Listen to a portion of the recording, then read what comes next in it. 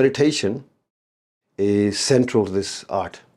So through meditation, we learn to focus, concentrate, and settle the mind to gain full clarity. And once you have that understanding, once you have the mind settled, calmed, and full clarity, we can then clearly think. In an agitated mind, you cannot think. And these Rishi Munis were deep thinkers. They're thinking about Brahm, like. They're talking about the whole universe, what it entails, what it means, and so on. Eventually, they came to a conclusion in the Advaita school of Satchitananda.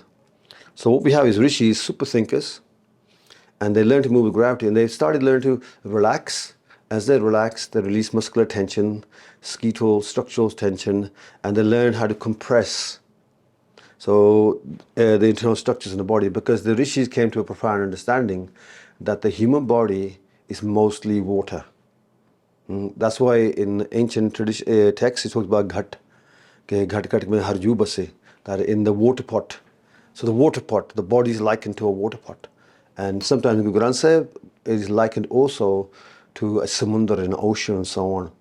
And it is a scientific fact that the human body is mainly 65% water. And as a consequence, with this understanding that the body is water, then the Rishi Munis began to think about how to move, utilizing this understanding. And they came up with understanding of like buoyant force and so on.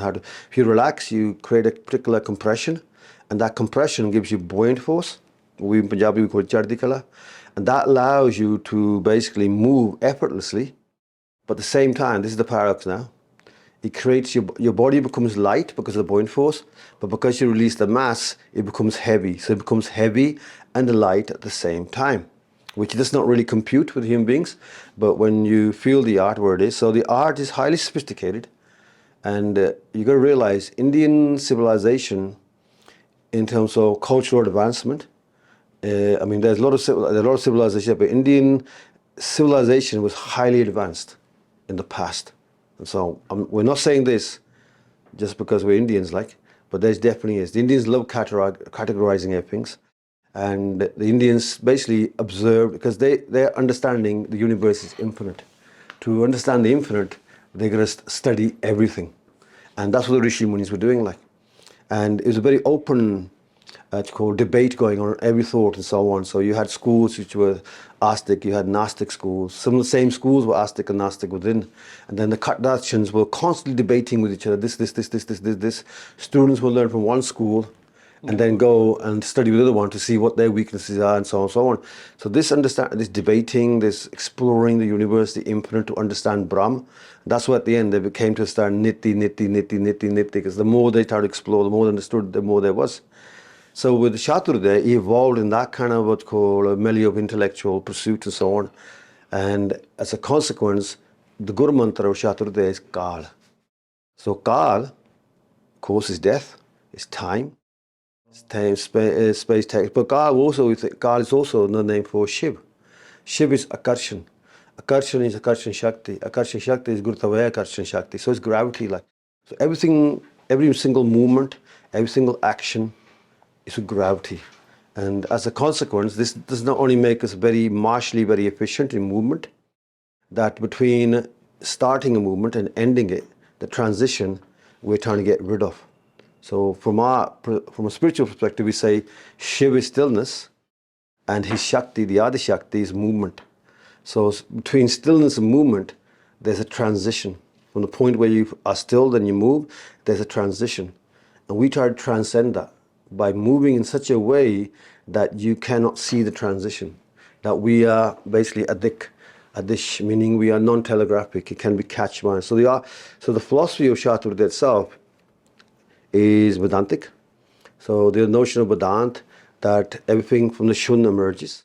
So you have Adark and you have Akark. So jab Adark kara katara par jaisa te para, jab Akarta kar to kambu tumhe mil detar samu. That's Guru Gobind Singh saying, when the universe expands, when the void, when expands, then everything comes to being, and then it contracts. So this constant expansion and contraction of the universe is happening. And taking that understanding, the ancient sages, the ancient Rishi Munis, they then adapted that to the physical body. Like, so the average human being now breathes in and he breathes out. But in Shaturday, I'm not breathing in and out. I'm doing that while I'm constantly expanding, and I'm then contracting through relaxations and so on. And so with that kind of understanding, everything changes. The way you generate power and force and so on. So when we look at, so what we say Ram, when we say Ram, there's a saying they have Ram japo, Aram karo. Okay? So Aram na betna, Aram na kam karna, Aram na everything. Ram means relaxation, like. So whereas normally we will just lift the arm like this, in this understanding, we will do Aram first. We'll relax. We relax all our structures, relax everything we are, and then we will lift and so on. If I can get Yogditi to come over here, just to show you. So if I put my hand like this, I'm just sitting there doing nothing like. And Yogditi, who is obviously a big strong guy, he would put his hand on there to stop me from lifting it like this. So there, I can't lift it with muscle. That's going to be difficult, like. And even here, so that's pure muscle using. And when you use muscles like this, they are segmented and so on. But if I were to now connect and relax and expand, and then I lift it, then the power comes, like. So it's difficult to understand. I mean, Yogita is here now, he's a bodybuilder type. And so he lifts weights. Well, he lifted for a living, like, he still does. And the distinction between a normal lift and relaxing, expanding the lifting, Yogita, how would you explain it? The difference is enormous. When you are lifting using the muscle, mostly the muscle's weight is going to work. If you understand it scientifically, only the particular muscle's mass is going to work in that case. But in Gurudev's case, he is using his entire mass, which is almost 95 kg, 96 kg. So I couldn't stop it because that 95 kg were working in tandem with gravity. So that was the basic difference, and this gives him phenomenal power. For pound, this method of relaxing and expanding completely is much more powerful than using just muscles in isolation by itself. Even logically, think about it.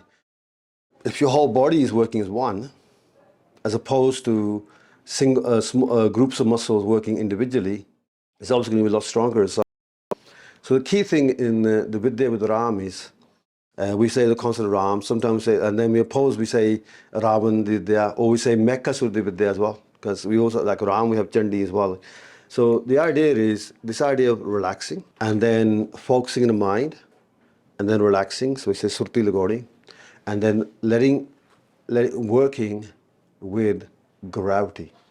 Now, opposed to this, like if I say I'm up like this, I'm all what you call akkadya like this. So akkarna, like this kind of movement here, you see that is associated with Ravan and Mekkasur and so on, all the negative Rakish spirits out. The word Rakish literally means your Rakkarn, they who burn, who destroy. Rak is ash, Rakkan, they who destroy, destructive.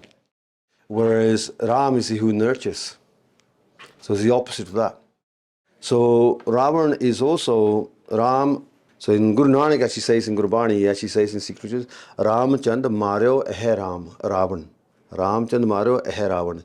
Ke Ramchandra ji destroyed the Hankar, the ego form Ravan. So the ego inside you is Ravan. And what destroys it is Ram. And when ego, in Punjabi we also say like akadya, akarna. So when you're stiff and all this.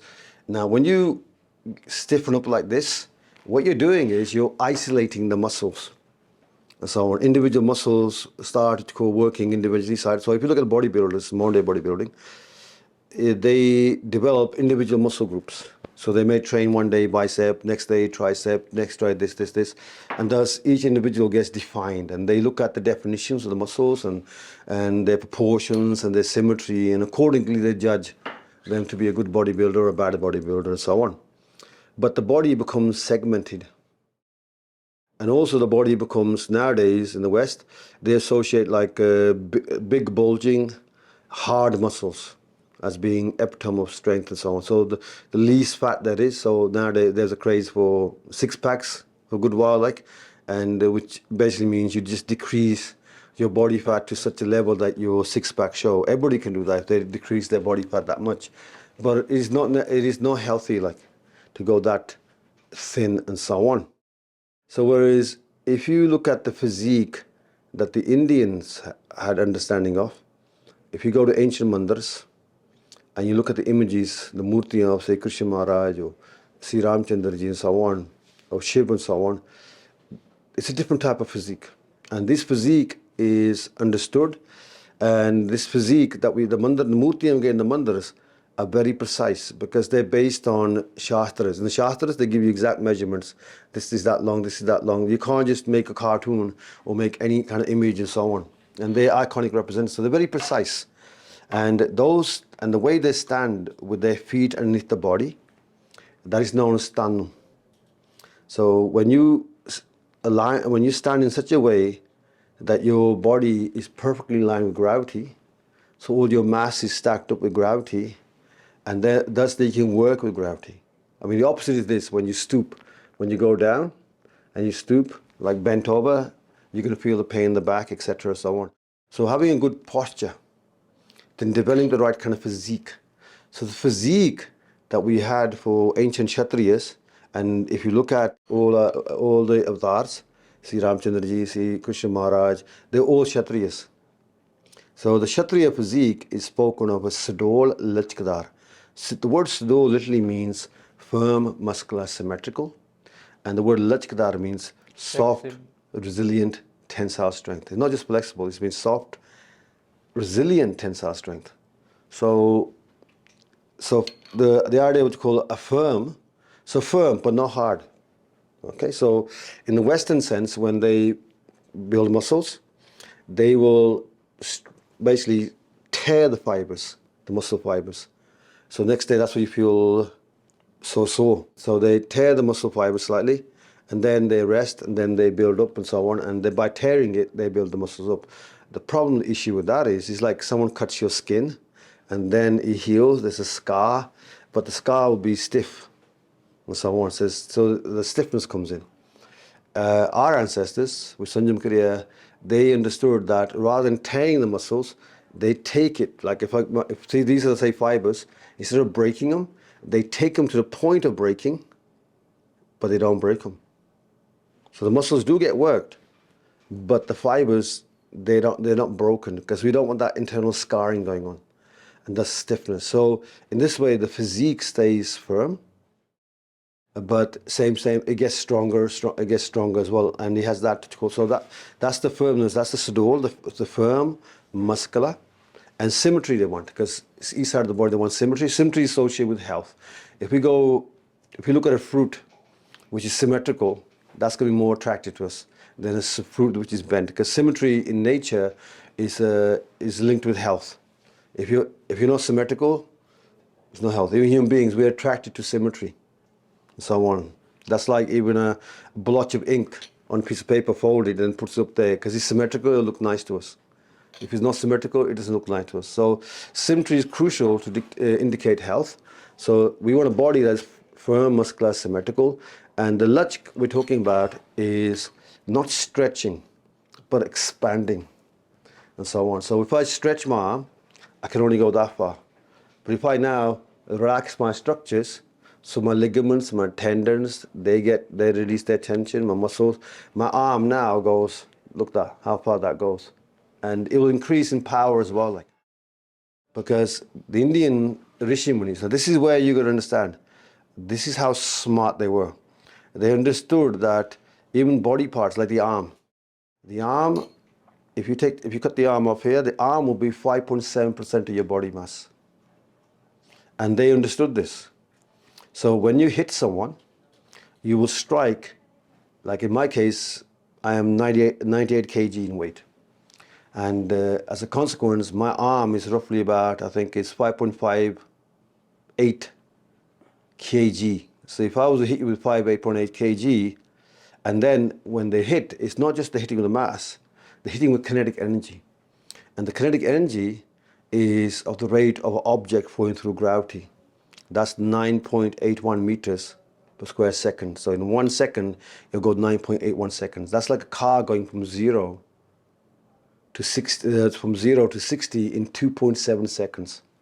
So when you put mass and then you put kinetic energy together, you get force.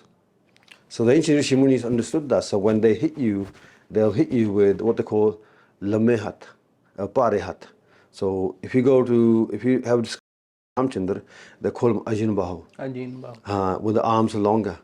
So here, like my arms are here now. If I were to relax my structures, they'll go up. And you can relax different structures, and then your arms will get to near the knee, and so on. So that gets you Ajin Bahu. And once you have Ajin Bahu, then you can maneuver from the shoulders and so on. And once you can move from the shoulders, you can connect with the whole body, then your whole body work and so on. Ram Vidya is Brahm Vidya, knowledge of Brahm, knowledge of the infinite and so on. And as a consequence, that is Ram Vidya. So Ram Vidya works through relaxation, staying calm, and Ram Vidya is dependent on Devi Gun, like virtues and so on. So Vidya that you manage your calm, your krodh, your lobh, your lust, your greed, etc., and so on, so on, so on, to stay in that calm state. So from a scientific point of view, in times of stress, especially in times of danger, when it's fight or flight, the human body releases cortisol, which is a particular kind of hormone that gets you fight or flight. So either you will now run, or you will just lash out blindly to defend yourself or whatever. But what happens is your higher cognitive, what you call functions, cortisol switches them off, your muscles get tense, and then your adrenaline, that gets pumping in, and your heart starts, what you call beating faster. So in other words, a lot of surge of energy right away. The ancient Rishi Munis understood this, and they decided the best way to fight in terms of danger, especially in ancient battlefields where battles could last for days, if not months, is to basically prevent the cortisol from causing havoc. They don't mind a bit of cortisol coming in, telling you what's happening now. They say, okay, now we know what's happening now. Now shut up. Again, by relaxing, so that our breathing is different as well. So if you look at normal breathing, it's from the lungs up here. If you look at yogic breathing, it is from the navel. They relax the diaphragm, they go there, and thus they gain that heaviness. If you want to experiment with if you want to see how heavy it is, go to a swimming pool and try to sit underneath the water, cross-legged. And if you relax into a diaphragm and compress there, you will get heavy and will sit at the bottom. Otherwise, you keep on floating up. So this heaviness is there, but the Kshatriyas don't want that heaviness, because when you walk with that breathing from the navel, your feet becomes heavy. And we want to be light-footed and agile and nimble. So when someone attacks, we are so agile, so nimble that we are constantly repositioning ourselves to get a superior tactical position, and the opponent can't strike. So we want to be fleety like a butterfly and invisible like a jugunu. We're switching lights on, off, moving away. So the Kshatriyas emerged from the hunters. So first came the hunters, and when the hunters started hunting other human beings, they became warriors, and so on. So the warriors came, the hunters came, and when the hunters were successful, they danced. So singing, dancing came, and then enjoyment boogie came. The yogis came last, because human beings think of spirituality as the last thing. First is always Prit Puja, and so on. So what happens now is, with this breathing, the warriors, they understood if we breathe from the Natsal. So Natsal literally means, Natkan means like nerves and so on. Sal means a house. It also means the heart of Shiva. Like. So that's where the constant beating of the heart goes, so Natsal. So we breathe from the solar plexus, and that gives us a completely, not only light movement, but our frame doesn't move. So when we walk towards you, we have such walks like called Dev Chal and so on, and Bhut Chal.